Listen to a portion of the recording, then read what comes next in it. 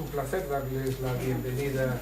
de nuevo a esta sala de juntas de la Real Sociedad Económica de Amigos del País de Santiago, institución que este año cumplió, yo creo que con cierta vitalidad, 240 años de historia. La conferencia de hoy clausura el ciclo de conferencias, clausura por este año, el ciclo de conferencias que hemos titulado la Real Sociedad Económica de Amigos del País y sus fondos artísticos, en el que la participación del grupo de investigación Jacobus, como siempre, ha dado excelentes resultados y nos ha permitido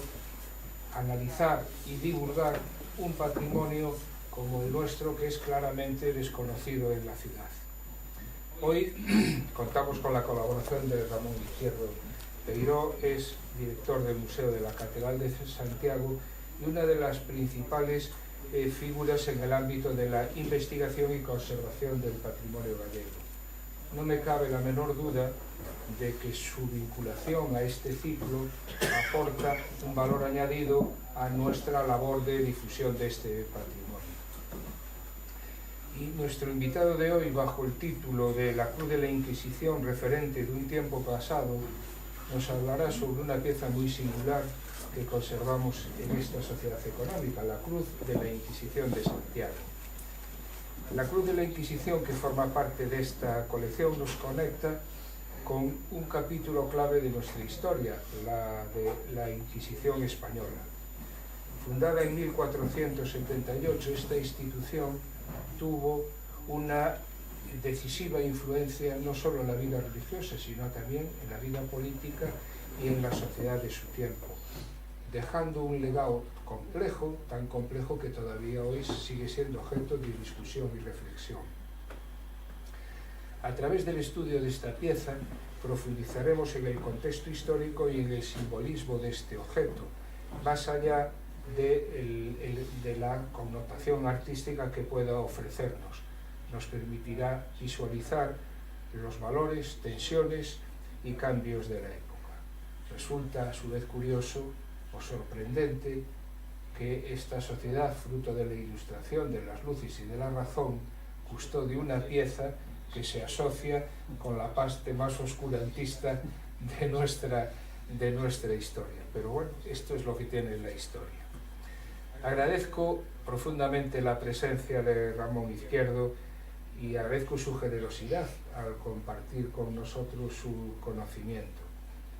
Estoy seguro que clausurará de manera brillante este ciclo de conferencias y que a su vez permitirá seguir impulsando esta divulgación del patrimonio de esta sociedad económica. Y ya sin más preámbulos, quiero ceder la palabra a la profesora Patricia Cupeiro López, que es la que se encarga de la presentación de nuestro conferenciante de hoy. Y sin más, tienes la palabra, Patricia. Pues muchas gracias. No sé si se escucha bien. Sí, perfecto. Bueno, antes de empezar con la presentación, sí que quería agradecer a la Real Sociedad Económica de Amigos del País de aquí de Santiago y al Grupo Jacobus la oportunidad de estar aquí con todos ustedes para presentar a Ramón Izquierdo y esta conferencia, que estoy convencida de que va a ser muy interesante. Pero quería confesar un poco que el entrar en este edificio a mí me trae muchos recuerdos, porque yo fui alumna del conservatorio de aquí, de la Real Sociedad Económica de Amigos del País, y lo recuerdo con mucha alegría, ¿no? A diferencia, por ejemplo, de volver a entrar en la Facultad de Geografía e Historia, no por la alegría, no se entienda mal, sino porque ha sido un paso continuado, ¿no? Por allí, desde que terminé de estudiar.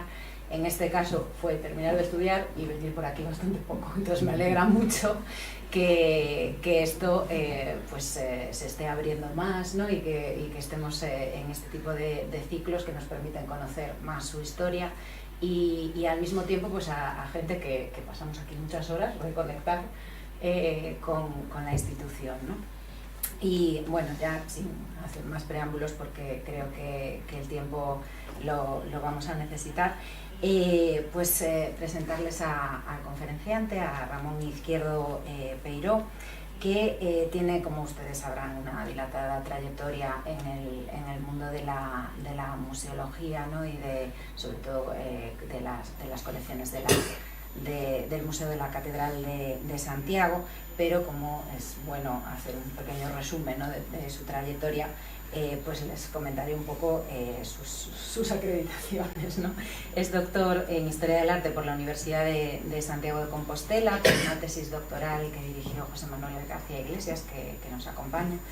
y que defendió en 2015, titulada Las colecciones de arte de la Catedral de Santiago, estudio museológico, ¿no? A partir de ahí después, como ustedes sabrán, salió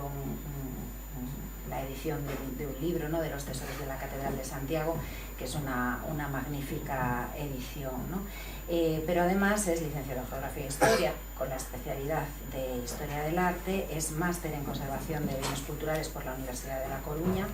es experto en Interpretación Ambiental y del Patrimonio Cultural por las Universidades Oberta de Cataluña y de las Islas Baleares, y es especialista en Conservación de Bienes Culturales por el Instituto de Patrimonio Histórico Español. O sea, a nivel de formación, evidentemente es un profesional con unos credenciales estupendos, completando esta formación además con diferentes becas y contratos de investigación en todas las administraciones, prácticamente el Ministerio de Cultura, en la Xunta de Galicia y en la Diputación Provincial de Coruña. Desde 2009 es director técnico del Museo Catedralicio de Santiago, pero es que además él ya venía trabajando en este museo desde años antes, ¿no? Destaca de su labor a nivel de investigación, ¿no? Todo el trabajo también que ha realizado a lo largo de los últimos años, no solo en la formalización, ¿no? y gestión de exposiciones, pues como la última que acabamos de ver hace poco, que con la Fundación de las Edades del Hombre, ¿no? de Hospitalitas, sino en la gestión también de los catálogos de muchas de estas exposiciones, que al final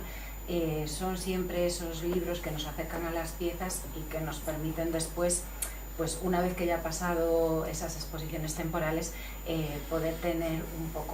un pedacito de la exposición y además transferir ese conocimiento, ¿no? esa labor divulgativa que también es muy necesaria que se realice, ¿no? Quizá una de las más importantes, ya desde sus inicios, ¿no? Podríamos citar algunas como Santiago Punto de Encuentro en 2010, o las exposiciones que se hicieron por el 8º centenario de la catedral, y destaca el catálogo de Mestre Mateo, esa exposición de Mestre Mateo en el Museo del Prado, que se hizo en el 2016 en colaboración con esta institución. Además, de los últimos textos editados, por destacar alguno, porque tengo bastantes aquí anotados, el libro de los tímpanos de Compostela, que también es una forma de revisitar, ¿no? Todas esas obras del patrimonio compostelano. Y aparte ya después en lo que sería un poco pues la relación, ¿no? Porque en los últimos días ha coincidido que Ramón y yo nos hemos visto mucho entre las conferencias de Hospitalitas y algún otro evento del Consejo de Cultura Galega, y eso es porque es una persona muy accesible con la que el Grupo Jacobus pues tiene la oportunidad de compartir muchas cosas, y siempre nos atiende con la mano tendida, y es un lujo poder contar con él para cualquier cosa que el grupo necesite organizar, o para realizar actividades conjuntas con el Museo de la Catedral. Y como docente, ¿no? Dentro del ámbito de la historia del arte, me parece súper destacable esa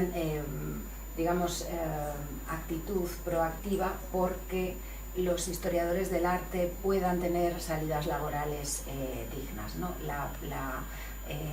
capacidad que ha tenido para incluir, ¿no?, en el organigrama del Museo de la Catedral a titulados, que no debería ser de otra manera, pero es que hay museos que no lo hacen, de nuestra titulación, ¿no?, de Historia del Arte,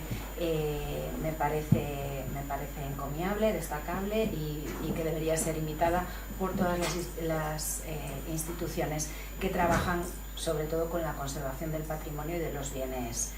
bienes culturales. Y por todo eso, aparte de nuestro agradecimiento, pues hoy creo que tenemos la oportunidad de escuchar una conferencia que he tenido la oportunidad de hablar con José Manuel hoy al mediodía. Me comentaba que nos vas a avanzar algunas cosas que nos van a sorprender, así que sin más dilación le cedo la palabra. Y la conferencia, como ya han comentado, se titula La cruz de la Inquisición, testigo de un tiempo pasado. Muchas gracias.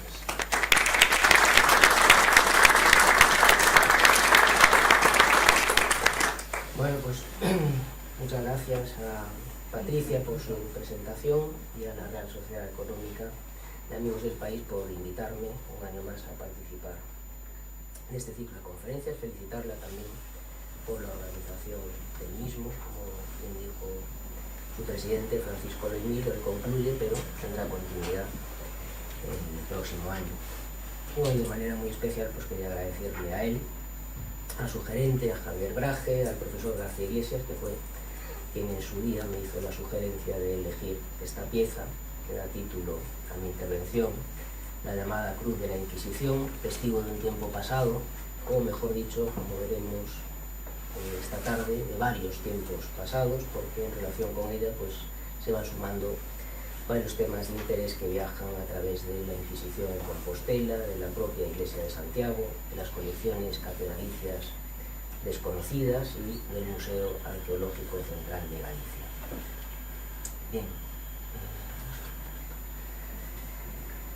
Y el punto de partida para iniciar el estudio de esta obra, que conocía solo superficialmente por haberme fijado en ella, pues las veces que estuve en este salón, pues parecía claro. En su actual disposición, en la sede de la Sociedad Económica, se acompaña de la cartela que tuvo en la exposición O efecto das luces, celebrada en la sede de la Fundación Caixa Galicia en la Rúa del Villar durante el año 2006. Esta cartela, que está en la imagen junto a la pieza en la exposición, está escrita en gallego y castellano e incluía la siguiente información: Cruz de la Inquisición, anónimo, 200 por 134 centímetros, Real Sociedad Económica de Amigos del País. Es decir, pues poca información, la verdad, se podía extraer, por tanto, de este punto de partida. A continuación, pues pregunté a varias personas sobre por qué este título que se le ha dado siempre a esta pieza de Cruz de la Inquisición, que desde luego, pues como ya nos adelantaba Francisco Loimil en su presentación, pues siempre resulta de interés y atractivo para el público todo aquello pues, que lleva este apellido de Inquisición, que nos traslada pues, ese mundo oscuro del Tribunal del Santo Oficio, de los autos de fe, de toda esa parafernalia de ceremonias públicas de castigo a los herejes. Lo peculiar de esta pieza, con relieves, símbolos y letras que se reparten por sus dos caras, parecen efectivamente pues, conectarnos con ese mundo. En todos los casos, a esta pregunta que hacía de por qué Cruz de la Inquisición, pues la respuesta siempre la ponía en relación con el tiempo que la Sociedad Económica de Santiago tuvo como sede el antiguo edificio de la Inquisición al principio de la calle del Hórreo. Como es bien sabido, aquí pues la sociedad nunca dispuso de una sede propia en la ciudad. Primero, tras su fundación, contó con un espacio en el antiguo ayuntamiento, luego desde 1821... Esto no va a ser solo para YouTube. Pensé que esto era... Vale.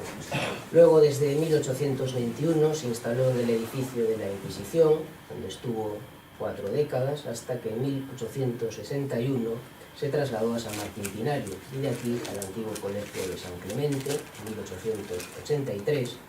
y por fin en 1955 hasta sede actual en la plaza de Salvador Parra. La explicación, por tanto, pues resultaba aparentemente sencilla. En sus sucesivos traslados desde que ocupara el edificio de la Inquisición, la sociedad había llevado consigo esta cruz que allí se había encontrado, lo que llevaría a concluir que se trata de una obra que pertenece a sus fondos desde 1821 y que con la Real Sociedad Económica estuvo presente en todas sus sedes desde entonces. De haber sido esto realmente así, pues restaría por indagar en el momento previo a ese año de 1821 en que la cruz habría pasado a ser parte de esta sociedad, es decir, cómo habría llegado la cruz al edificio del Hórreo y qué papel jugaba en el Tribunal Compostelano del Santo Oficio.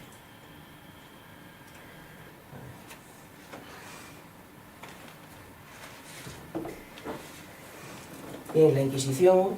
llegó tarde a Galicia y en el caso de Compostela no fue hasta el año 1574, ocupando el Palacio de los Condes de Monterrey, que estaba situado junto al monasterio benedictino de San Martín Pinario, por su lado norte,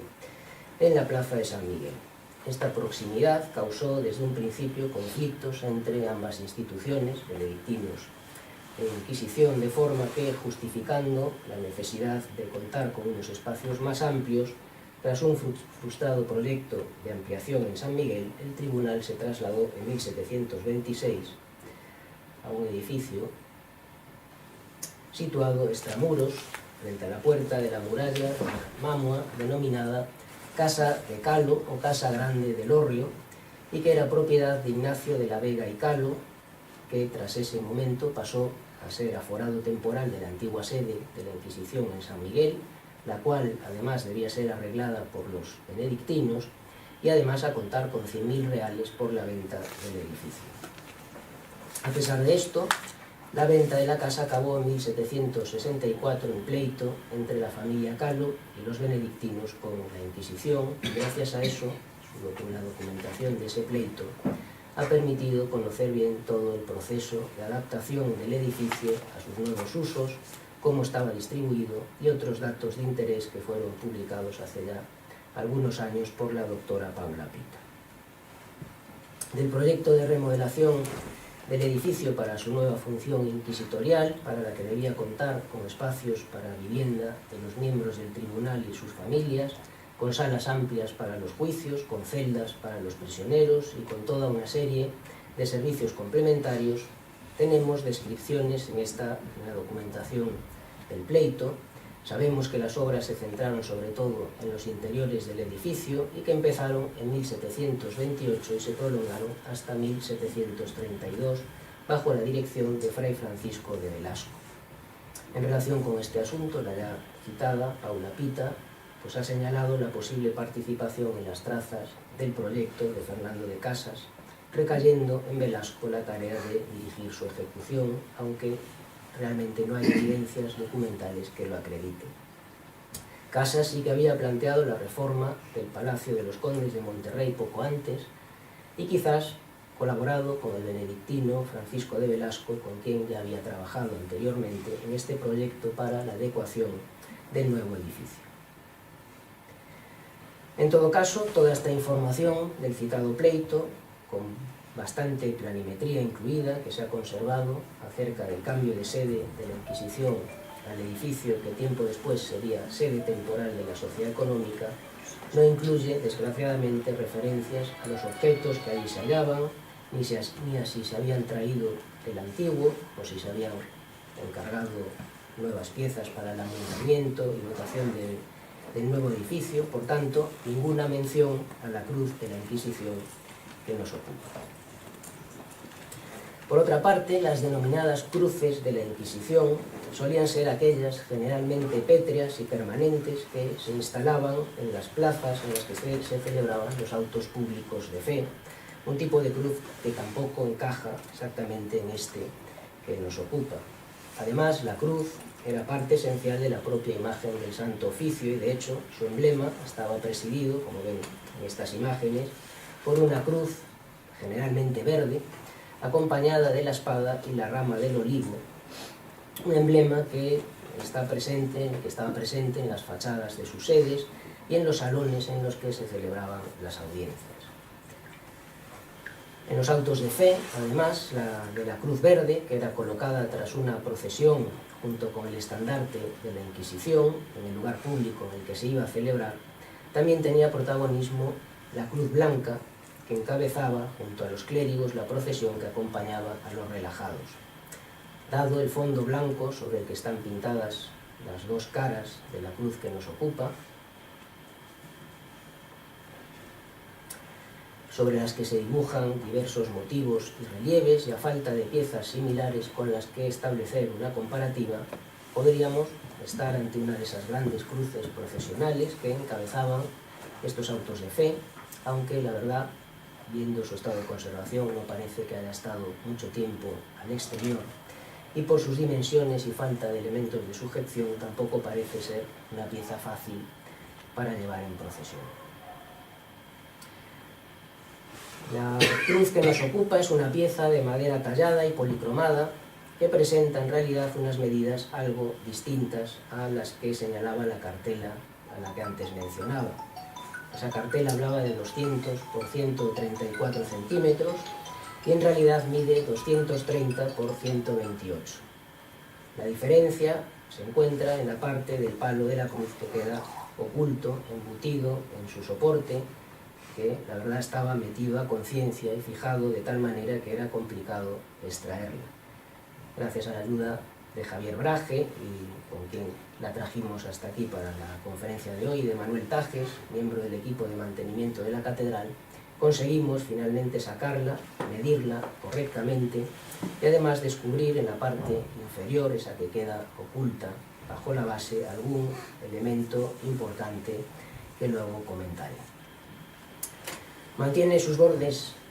y laterales en color madera y, como he comentado, el resto de la superficie tiene esa base color marfil que sirve de soporte para las escenas pintadas y talladas que pueblan ambas caras de la cruz.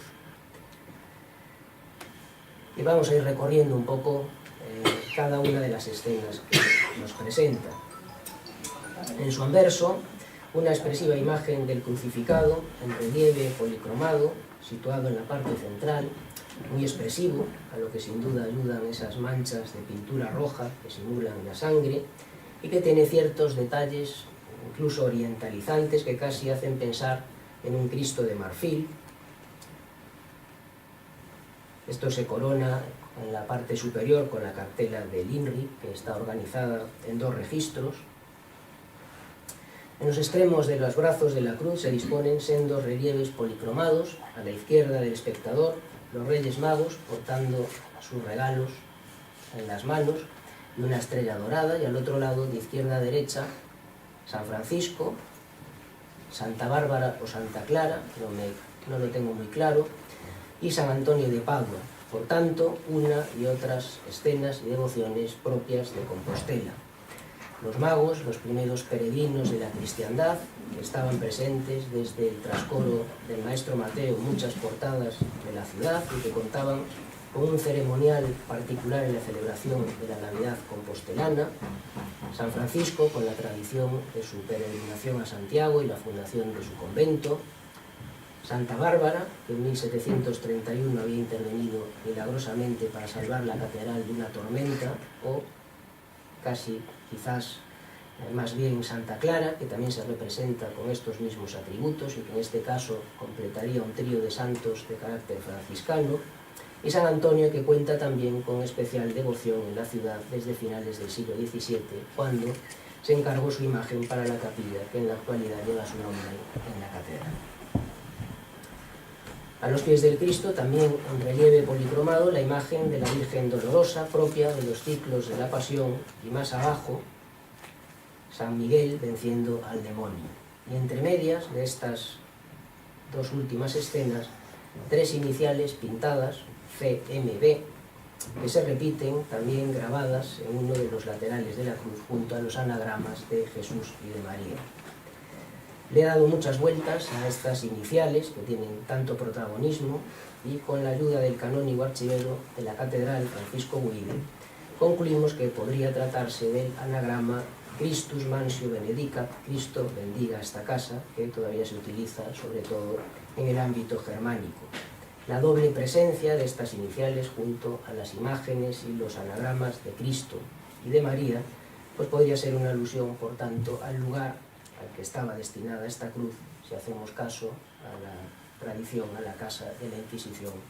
de la ciudad. Y esta hipótesis podría reforzarse por la presencia constante a lo largo de toda la superficie de la pieza, tanto en su anverso como en su reverso, de pequeñas cruces potenzadas, pintadas en color rojo, propias de las cruces de exorcismo. Y restaría en la zona que está tapada por la base de la pieza una escena pintada que se aprecia muy mal por esa franja que le ha salido de estar embutida en esa base, pero que podría ser un Cristo juez del último día, con los atributos de la espada y el olivo, que además eran, como antes dije, junto a la cruz, el símbolo de la Inquisición. Por lo que se refiere a los laterales, además de lo ya comentado, en el otro lado aparecen lo que parecen ser 2 sietes, que es un número relacionado con la misericordia y el perdón de Dios, y en el extremo de uno de los brazos de la cruz se repiten los citados anagramas de Jesús y de María. Vamos al reverso, de arriba abajo, en la parte superior, aparecen en sendos registros estas iniciales BD y BS, que no he conseguido descifrar, acompañando a un curioso busto en relieve de un eclesiástico tocado con solidez y vestido con esclavina y estola, que por el color rojizo correspondería con un cardenal, pero que quizás sea un retrato de un prelado en concreto. Luego hablaremos sobre este tema. Justo debajo de esta imagen del prelado aparece otra escena llamativa de lo que parece representar un auto de fe bajo la autoridad del personaje situado en la parte superior, con una procesión de orantes que están rodeando esa figura de un personaje representado como un niño con una cruz sobre el pecho, que podría ser el relajado, ¿no?, con su San Benito. Y en los brazos de la cruz, en sus extremos, están pintadas las manos del crucificado, y a continuación, en la parte central de cada brazo, en relieves policromados, las imágenes de San Pedro y de San Pablo, bien reconocibles por sus atributos respectivos, la llave y el libro en el caso del primero, y la espada y el libro en el del segundo, pero también por esas iniciales que marcan cada una de las imágenes, Petrus y Paulus. E igualmente aparecen pintadas, como en el resto de escenas de la pieza, las ya comentadas cruces patadas en color rojo.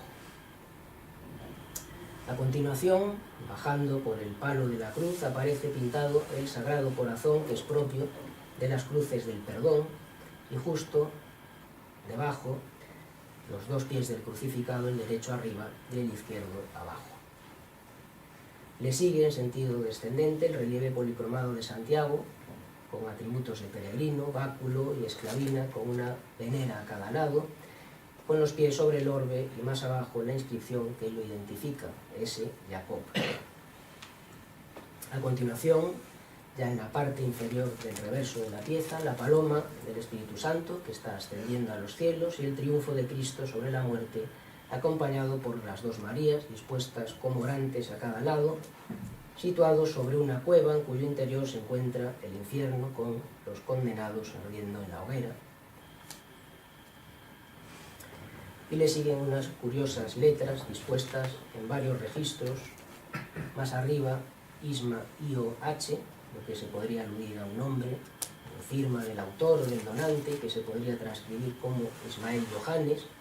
Y a continuación, en esos 3 registros, MEL, GAB y KRN, que quizá también tengan que ver con algún nombre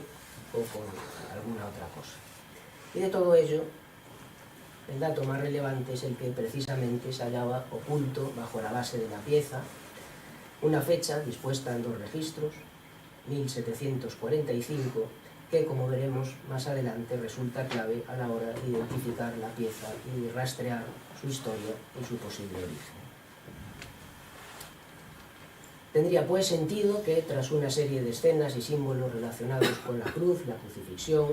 las figuras de protectores e intercesores repartidos por la pieza, caso de la Epifanía, de las 3 advocaciones comentadas, de la Virgen Dolorosa, de San Miguel, y del propio Santiago, incidiendo en el carácter compostelano de la obra, figurase en la parte inferior del reverso la firma o la referencia al autor o al donante, y por fin la fecha de realización, con lo que podemos concluir que se trata de una cruz con carácter ceremonial, devocional, protector y de perdón, fechada en el año 1745, un periodo especialmente destacado en la ciudad de Santiago, en el que, por ejemplo, se estaba terminando de construir la fachada del Obradoiro, y un año en el que, como veremos, llegaba a Compostela un nuevo arzobispo. La pieza, excepcional por lo inédito de sus escenas y características, parece aproximarse al modelo de cruces de exorcismo como la popular y conocida de San Benito, aunque con ciertas diferencias. Además presenta un carácter popular que busca incluso parecer más antigua, o que presenta influencias de las parroquias gallegas en relieves pétreos policromados, por ejemplo en ese grupo de los Reyes Magos con el de San Francisco, San Antonio y Santa Clara o Santa Bárbara.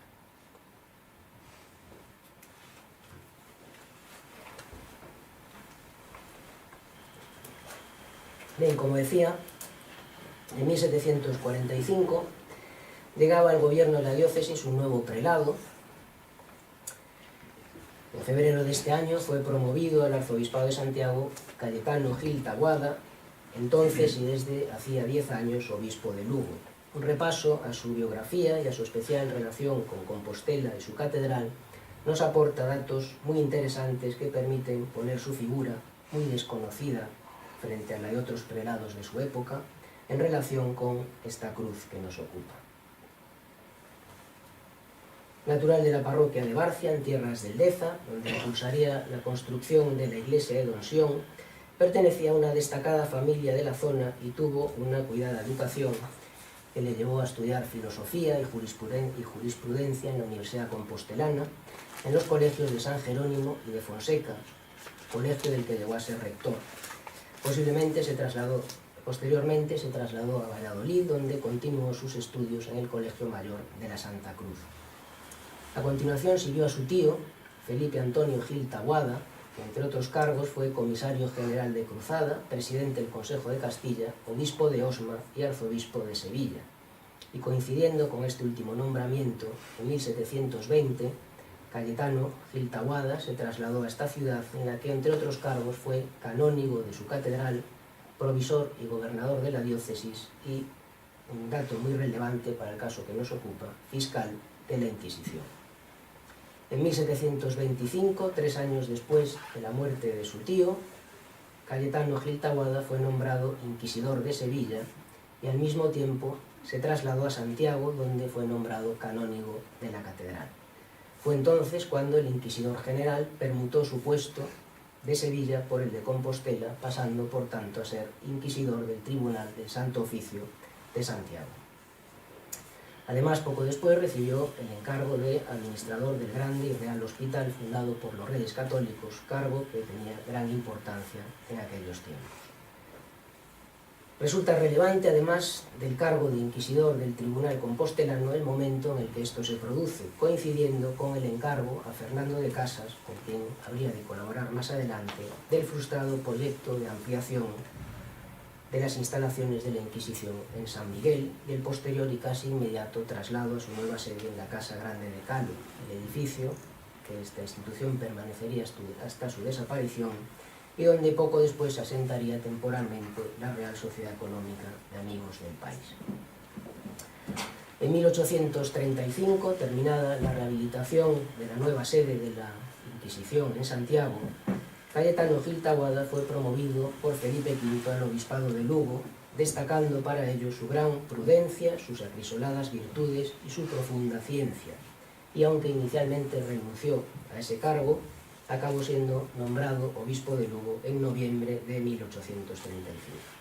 Rigió esta diócesis durante una década, destacando por una intensa labor pastoral, que según cuentan las crónicas, le llevó a visitar parroquias en donde no se recordaba haber visto un prelado, por su actividad legislativa y promoción de la educación y sobre todo por su impulso a nuevas obras, ya que era un verdadero amante de la arquitectura. En Lugo remodeló el Palacio Episcopal, en cuya fachada figura su escudo y una inscripción con su nombre, y en la catedral terminó la capilla y el retablo de Nuestra Señora de los Ojos Grandes, volviendo a coincidir aquí con Fernando de Casas. Bien, como adelantaba antes, en 1745, el año que figura en la cruz, fue nombrado arzobispo de Santiago y también se encargó, como delegado regio, de realizar la ofrenda en el Día de Santiago, siendo muy bien recibido por el cabildo compostelano al que había pertenecido años antes. De hecho, las crónicas de la época señalan que la suya fue la primera entrada de un nuevo prelado en la ciudad, que transcurrió con tranquilidad en todo lo que se llevaba del siglo XVIII. Remató las obras de construcción de la fachada del Obradoiro, bajo la dirección, una vez más, de Fernando de Casas, colocando en ella su escudo, y también llevó a cabo importantes reformas en el Palacio Arzobispal, de las que nos queda como testimonio el escudo e inscripción de la portada, que en la actualidad conduce al despacho y vivienda del señor arzobispo. Buena prueba de este gusto por la arquitectura es que en la oración fúnebre por el primer aniversario de su muerte, Bernardo Lavandeira dejó escrito que su ilustrísima fue tan aficionado a la arquitectura que toda su vida se ejercitó en edificar y reedificar. Por otra parte, su labor también destacó en el ámbito legislativo, otra de sus pasiones, por ejemplo, y sobre todo, convocando un sínodo en el año 1746, al poco de llegar, del que salieron unas nuevas constituciones del arzobispado que estuvieron en vigor durante más de un siglo. También luchó y consiguió del Papa la bula para la celebración de la aparición de Santiago en Clavijo, muy importante, entre otras cosas, para mantener el voto de Santiago, y por fin, en lo relativo a la atención a los peregrinos, creó el cargo de confesores de lenguas para atender a los peregrinos extranjeros. Una corta enfermedad de la que apenas hay noticias en las actas capitulares, Cayetano Gil Taboada murió en el mes de mayo de 1751, siendo sustituido al frente de la diócesis por otro de los prelados destacados del siglo XVIII, Bartolomé, Rajoy y Losada. En su testamento dejó establecido que de todos sus bienes y efectos se hicieran 12 partes, 2 de ellas para ensalzar al gloriosísimo patrón apóstol Santiago, otras 2 a las iglesias pobres del arzobispado para el arreglo de retablos, paredes y fallados, otras 3 a los pobres necesitados del arzobispado, otra parte al Santísimo Sacramento expuesto en la Catedral de Lugo, otra por igual para las capillas de Nuestra Señora de los Ojos Grandes y San Froilán en esa catedral, otra a las parroquias pobres del Obispado de Lugo y otra a las personas necesitadas de la diócesis, dejando a la Iglesia compostelana nada menos que 126.000 reales. No sabemos si entre los bienes que legó a la Catedral compostelana podría encontrarse quizás esta cruz que nos ocupa. Vemos, por tanto, que en el año marcado en la cruz, 1745, coincide con el nombramiento de un nuevo arzobispo para Compostela, Cayetano Gil Taboada, personaje relevante tanto en lo que se refiere a su labor pastoral como al gobierno de la diócesis y a su enriquecimiento con nuevas construcciones en las que ha quedado la huella de su presencia a través de su escudo. Además, era una persona de sólida formación, muy vinculada a la Catedral compostelana, de la que fue canónigo, y también al Santo Oficio, del que fue fiscal e inquisidor en Sevilla, en Santiago, en este caso en un momento clave para esta institución, cuando se trasladó de su primera sede en la ciudad a un nuevo edificio. Quizás la cruz fue un encargo suyo para la Inquisición, con motivo de su nombramiento, o estamos ante un presente al nuevo arzobispo que, con el paso del tiempo, terminó incorporándose a los fondos de la Sociedad Económica de Amigos del País. Y tal vez también sea suya la efigie del prelado que aparece representado en la parte superior del reverso de la cruz, que no se aleja en su fisonomía de los retratos que conocemos de Cayetano Gil Taboada. Bien, decía al principio que conocía esta pieza de haberla visto en el Salón de la Sociedad, lo cual es cierto, pero también la recordaba de una fotografía antigua y desconocida del archivo MAS, fechada en el año 1919, que casualmente cayó en mis manos junto con otras del antiguo Museo Arqueológico Central de Galicia, impulsado en 1884 por la Sociedad Económica del Colegio de San Clemente. En esta foto vemos en un primer plano el anverso de la cruz expuesta con un escudo de madera en la parte de atrás, todo ello enmarcado por una de las ventanas del edificio convertido en museo. Por tanto, la pieza había estado en este museo y al menos en 1919 se encontraba allí junto con otras muchas obras retratadas entonces por Amatller. El siguiente paso, aprovechando la experiencia adquirida el pasado año en investigación sobre los dos Santiagos de la Sociedad Económica, fue ir a sus inventarios y también a las publicaciones de la época para ver si se conservaba alguna mención a la cruz de la Inquisición o alguna cruz que respondiera a estas características. Como veremos ahora, los resultados, aunque no concluyentes, sí han sido sorprendentes. En los inventarios del Museo Arqueológico que conserva la Sociedad Económica aparecen recogidas diversas piezas relacionadas con la Inquisición, entre ellas y de manera muy destacada las puertas de la antigua Casa de la Inquisición de Santiago, que fueron entregadas por su propietario entonces, don Pablo Pérez Ballesteros, que era además uno de los miembros que integraban la comisión del Museo Arqueológico. También figuran dos bancos de la Inquisición, que en aquel momento se encontraban en la Colegiata de Sar, y que fueron presentados por su párroco don Francisco González Gómez, y una medalla de la Inquisición que junto a otros objetos, una espada, dos dagas y un pistolete, fueron entregados por don Manuel Pérez Santamarina. Algunos de estos objetos, de manera especial las comentadas puertas de la antigua Casa de la Inquisición en Santiago, se citan en distintas relaciones de piezas del museo. Por ejemplo, en la revista de la Sociedad Económica, en su edición del 30 de septiembre de 1885, donde se recoge que en las dependencias de la planta baja que ocupa el museo, se refiere obviamente al Colegio de San Clemente, y en las que existen ya gran número de objetos de su pertenencia, podían verse allí algunos sepulcros de piedra de estilo ojival, las puertas que pertenecieron a la Casa de la Inquisición en Santiago, sigue citando otras piezas, y termina diciendo que ofrecen ancho campo al arqueólogo para sus estudios y constituyen, por acertadísimo modo, a esclarecer la interesante historia de Galicia. O también en una memoria presentada el 26 de julio de ese mismo año, de 1885, por Eduardo Mosquera, hablando del Museo Arqueológico, señala que durante este primer año, ya por adquisiciones que la sociedad hizo, ya por donativos que recibió, ha llegado a formar el siguiente catálogo de los que le pertenecen en propiedad, acompañando una relación de 26 conjuntos, y a continuación otra de unas 20, que dice textualmente en calidad de depósito, entre las que se encontraban las puertas del antiguo edificio de la Inquisición de esta ciudad del señor don Pablo Pérez Ballesteros. También el Eco de Galicia, en su edición del 28 de septiembre de 1884, alude a que entre los donantes de piezas para el nuevo museo se encontraba Pablo Pérez Ballesteros, que entre otras cosas había dejado en calidad de depósito las interesantes puertas de la Inquisición de Santiago. Y la Voz de Galicia, en su edición del 18 de julio de 1884, en su nota sobre la creación del museo, destacaba 4 piezas, entre ellas las famosas puertas. Al Museo Arqueológico instalado en Santiago fue conducido un precioso sepulcro propiedad del señor Fontán. También fue llevada la piedra milenaria que años regaló a la Sociedad Económica el señor Marqués de Figueroa, y que no es otra que el famoso miliario de Calígula que hoy se expone en el Museo de la Catedral, y las antiguas puertas del Tribunal de la Inquisición, y parte de la sillería del coro de Osera y otras preciosidades artísticas de gran importancia. Bien, vemos cómo a pesar de esta presencia de la Inquisición,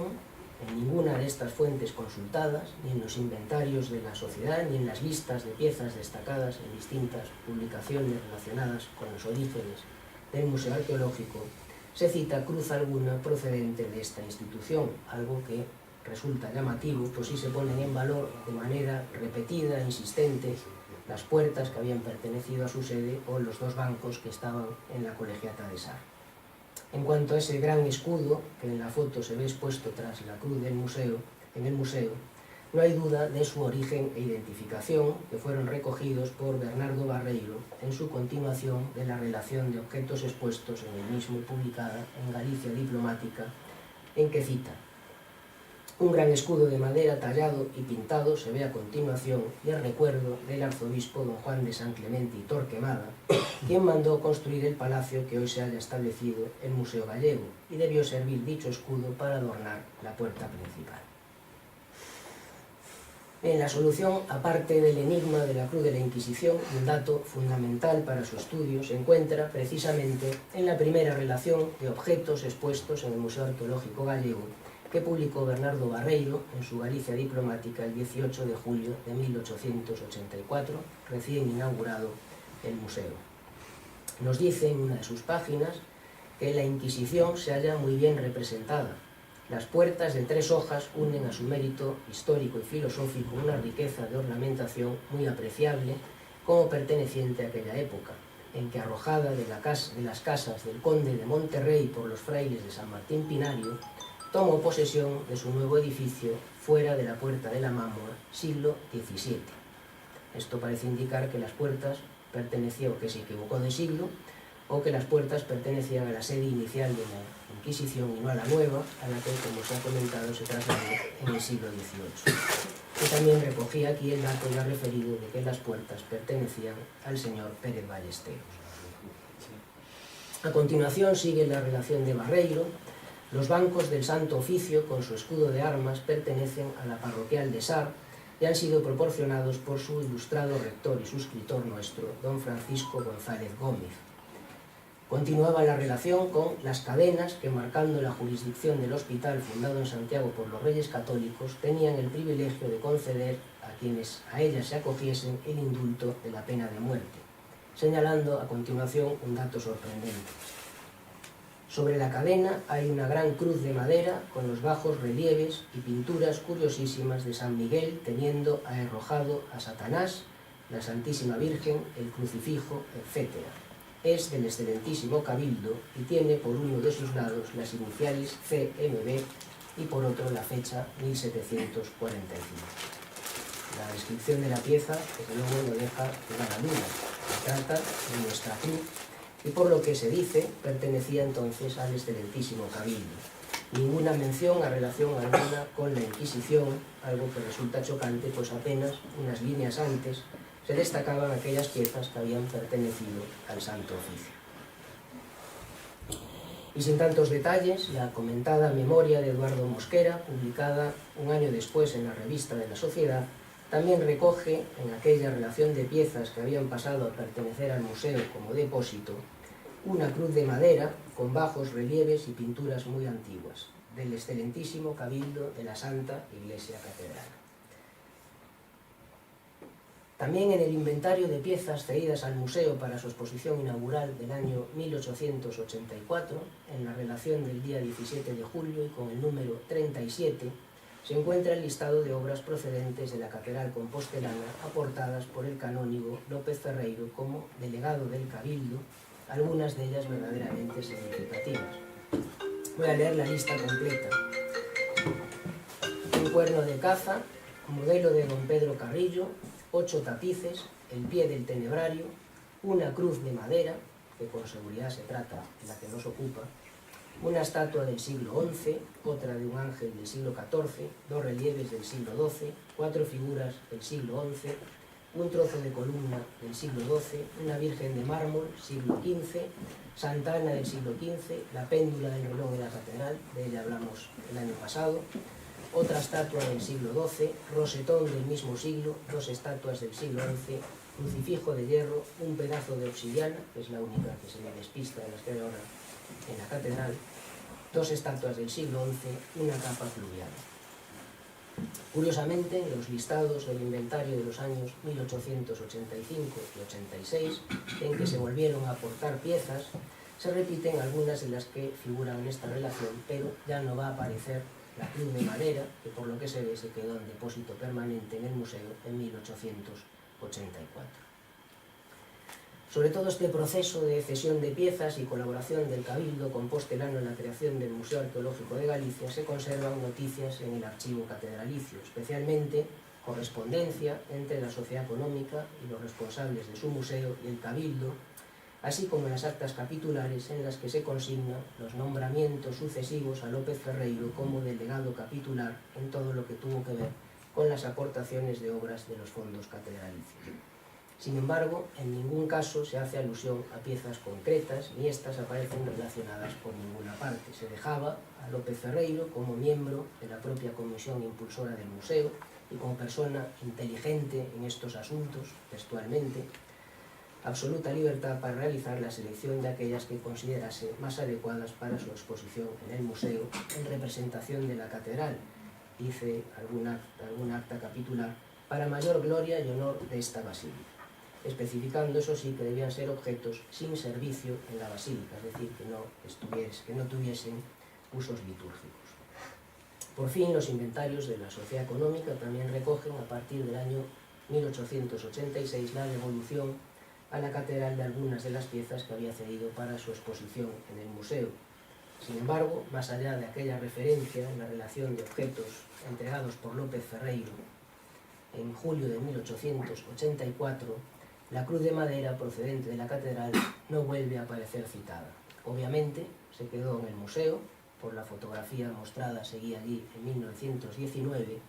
y una vez cerrado, junto con otras piezas, se trasladó a la sede de la Sociedad Económica, que todavía la conserva, y quizás este fue el momento en que surgió su atribución a la Inquisición, que fue sede, al edificio de la Inquisición, que fue sede de la sociedad. Ya para acabar, en conclusión,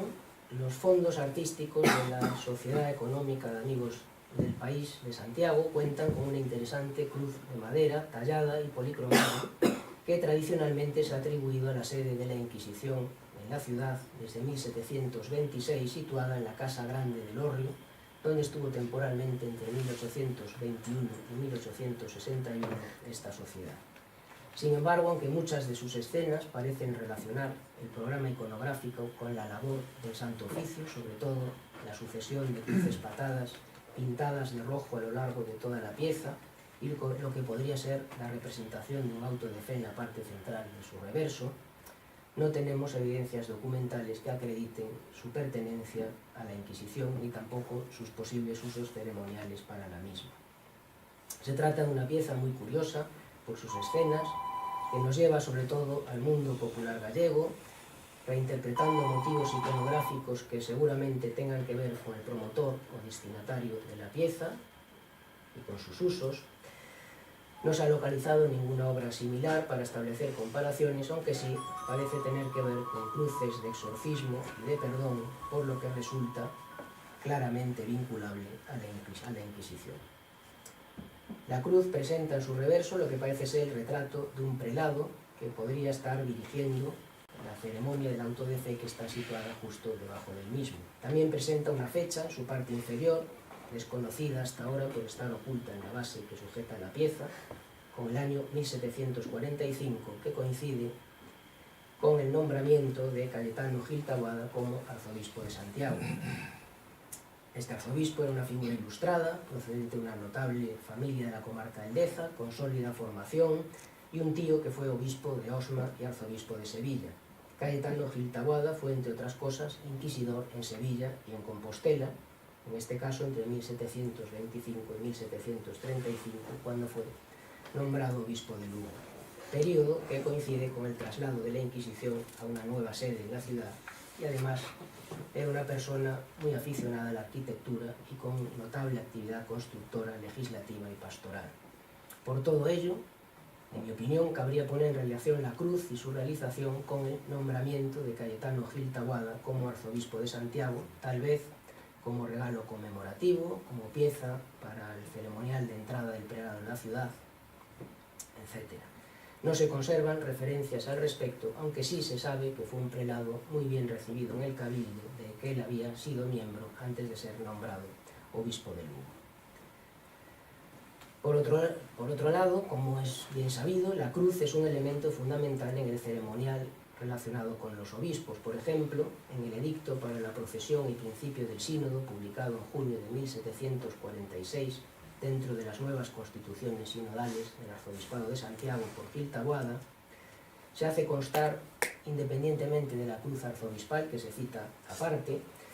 que nos iremos en medio de las dos dignidades más antiguas con capa de coro encarnada, caminando según estilo en medio del cabildo el portacruz.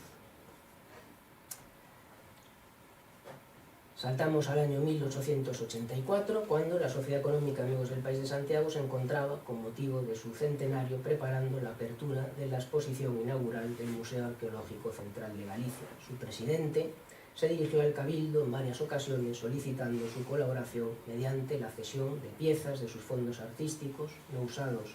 usadas para el culto, que fueran dignas de exhibirse en la muestra. El Cabildo designó como delegado para este asunto a Antonio López Ferreiro, quien además pertenecía a la comisión que estaba preparando el museo y por tanto conocía bien el proyecto. López Ferreiro eligió con libertad aquellas piezas que consideró más adecuadas, de las cuales hay la relación que antes veíamos de ingreso en el museo con fecha 17 de julio de 1884 y en la que figura una cruz de madera sin aportar más datos al respecto, datos que sí que nos aporta un día después, el 18 de julio, Bernardo Barreiro, también miembro de esa comisión, dentro de una relación de objetos expuestos en el Museo Arqueológico Gallego que publican Galicia Diplomático, en la que figura una gran cruz de madera con los bajos relieves y pinturas curiosísimas de San Miguel teniendo arrojado a Satanás, la Santísima Virgen, el crucifijo, etc. Es del excelentísimo Cabildo y tiene por uno de sus lados las iniciales CMB y por otro la fecha 1745, una descripción que no deja lugar a dudas de que se trata de la misma cruz que nos ocupa. Un año después, esta pieza debe ser la cruz de madera con bajos relieves y pinturas muy antiguas del excelentísimo Cabildo de la Santa Iglesia Catedral que cita Eduardo Mosquera en un texto publicado por la revista de la Sociedad Económica, es decir, que en 1885 la cruz seguía allí en depósito y, por lo que revelan ambas fuentes, era propiedad del Cabildo compostelano y, por tanto, parte del lote de obras llevadas por López Ferreiro. La cruz de madera del inventario, dado que no hay otra de estas características, debía ser, por tanto, esta. Curiosamente, en los inventarios, relaciones de piezas y noticias del Museo Arqueológico se destacan objetos vinculados a la Inquisición, sobre todo, como ya hemos visto, las puertas de triple hoja y ricamente decoradas de su sede en Compostela, pero la cruz nunca aparece en el grupo de piezas de tal procedencia, toda vez que pertenecía, como ha quedado demostrado, al Cabildo catedralicio. En 1919 la cruz permanecía en el edificio de San Clemente, pues allí fue fotografiada por Amatller sin más información, que es el número que vemos en la foto, 31.007, y que se encontraba en el Museo de Santiago en ese año. Y no resulta posible leer ese pie de foto que tiene la imagen, más allá del Santiago, al tener la marca del fotógrafo sobre ella.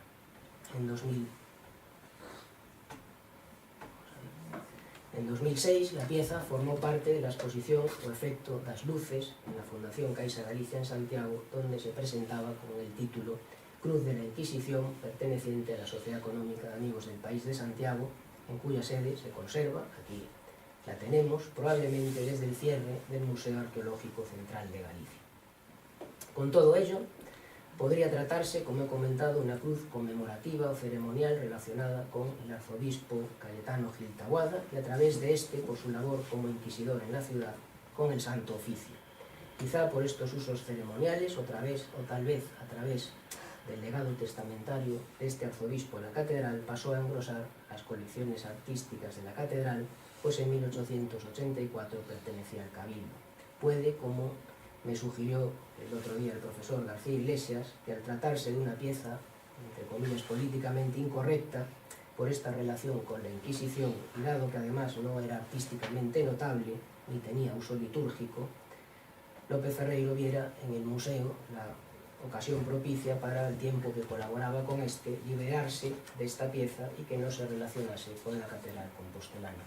No sabemos si en efecto fue así y todavía quedan pues muchas cosas por descubrir de esta misteriosa pieza, pero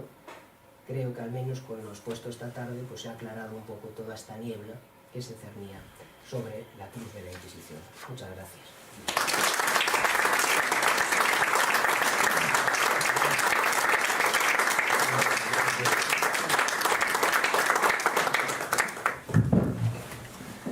La verdad que no podíamos pedir una mejor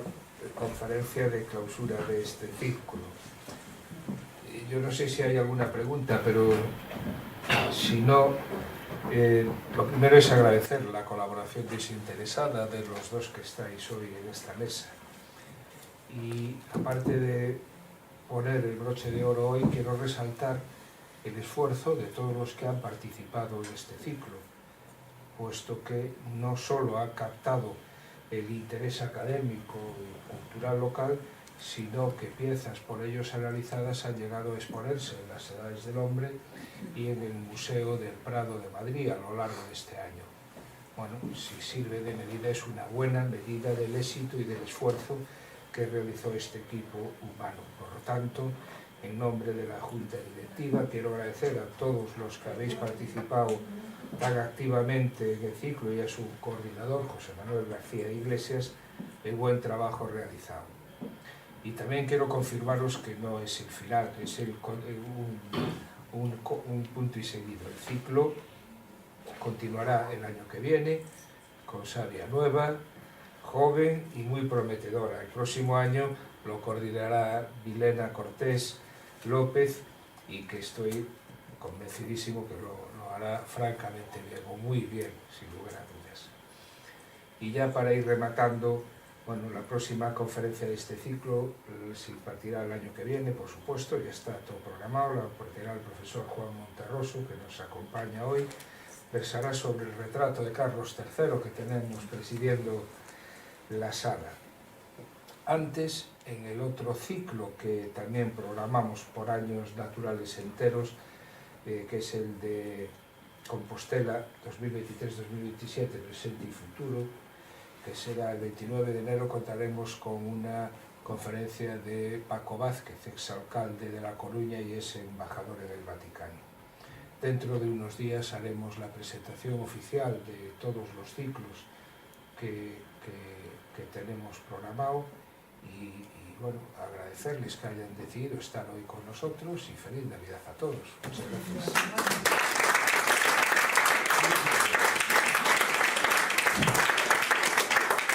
No quiero que pase la cuestión sin felicitar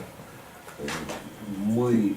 cálidamente a Ramón Izquierdo por dos cosas. Primero, por el éxito de Hospitalitas. Yo lo he escrito en más de una ocasión, es la mejor exposición de arte sacro que se ha hecho en Galicia en los últimos 20 años. Y ahí está el catálogo que lo señala y él ha hecho ahí un trabajo maravilloso. Y yo como historiador del arte, como un historiador del arte más, pues me quito el sombrero ante la conferencia de hoy. Es de un historiador del arte de cuerpo entero el levantar una cruz que no había que levantar, ver lo que había abajo, encontrarse con una fecha y a partir de una fecha generar todo un discurso.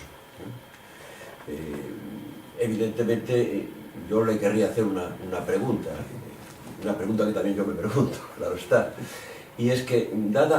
yo tengo claro que esta pieza era incómoda en la catedral, como otras cosas eran incómodas, y entonces López Ferreiro se la quitó del medio de una manera muy clara. Pero claro, esta cruz tiene un sabor rural evidente, ¿no? Y yo me pregunto, ¿esto podría proceder de su propia tierra de origen, de algún autor ilustrado por algún clérigo, que quiera hacer un homenaje a alguien de su tierra en su entrada solemne en Santiago? Porque si no, no se entiende en la Catedral de Santiago, en pleno siglo XVIII, que se haga esto. Esto no se hace aquí. Esto exige una procedencia rural, lo cual no rebaja para nada el valor de la pieza, ni mucho menos, y está llena de símbolos y de signos que nos llaman la atención, ¿no? Tanta cruz potenzada como tiene un montón de cruces potenzadas, que eso por otra parte cabría relacionarlo también con el Hospital Real, porque hay cientos de cruces potenzadas por el Hospital Real.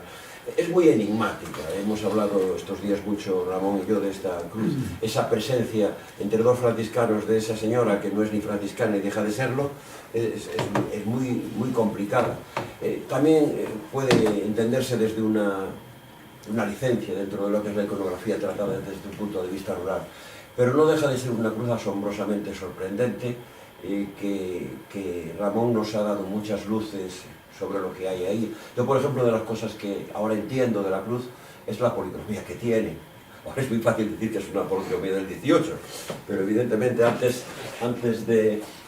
tener ese dato no era tan sencillo el argumentarlo de esta manera. Entonces, yo nada más que quería decir esto, que el trabajo que lleva haciendo Ramón Izquierdo Peiró por esta sociedad es ingente. Ha puesto en valor en Hospitalitas 2 piezas nuestras, los Santiagos, a los que ha estudiado un artículo que está, creo que colgado en la red, que está también, como todo lo suyo, magistralmente realizado. Y hoy nos ha cerrado este ciclo con una conferencia asombrosa, que, insisto, lo digo como historiador del arte, es muy difícil llegar hasta aquí, y explicarlo también como él lo ha hecho. O sea que, enhorabuena. Muchas gracias.